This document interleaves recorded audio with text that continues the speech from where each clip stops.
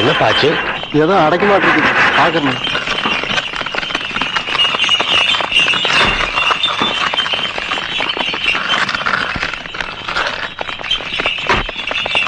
தம்பி கொஞ்சம் வண்டியை நிறுத்துங்க.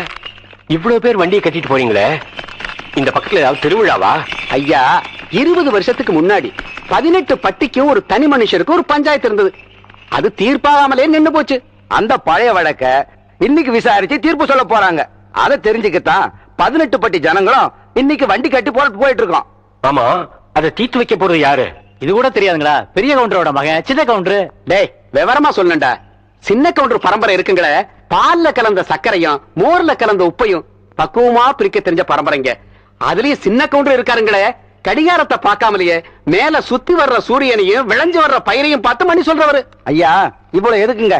சித்த உங்களுக்கு நேரம் கிடைச்சதுன்னா அங்க வந்து பாருங்க. பஞ்சாயத்துல என்ன நடக்குதுன்னு தெரியும். சின்ன கவுண்டரை பத்தி அங்க தெரிஞ்சுக்குவீங்க. வண்டியாரா பாப்பா வா. மகாலிங்கம், கோர்ட்டுக்கு கொடுக்கிற முக்கியத்துவத்தை விட ஒரு தனி மனிதனுடைய பஞ்சாயத்துக்கு இவ்வளவு ஜனங்கள் முக்கியத்துவம் கொடுக்கறாங்கன்னா அதை நாம் பார்த்தாகணும்.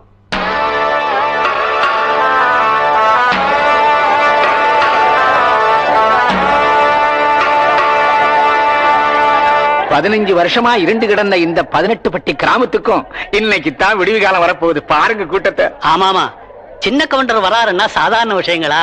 ஐயா, 18 பட்டி கிராமம் கூடி கிடக்குதுன்னா சூடு சொரணை இல்லாம இல்ல, எதையும் நல்லபடி பேசி தீர்த்துக்கலாம்னுதா. ஆமா ஆமா, என்னைக்கு சக்கர கவுண்டர் அப்பாட்டிக்கு மரியாதை கொடுக்கல கோயில் எடுத்து பூட்டினாரோ அன்னைக்கே வெட்டு குத்துனா ஆயிருக்கும்ல. எவன்டாவ வெட்டு குத்து பத்தி பேசுறவன்? எதிரில நின்னு பேச யோகியதை இல்லாதவங்க எல்லாம் இப்ப எதிர்த்து பேச ஆரம்பிச்சிட்டீங்களா?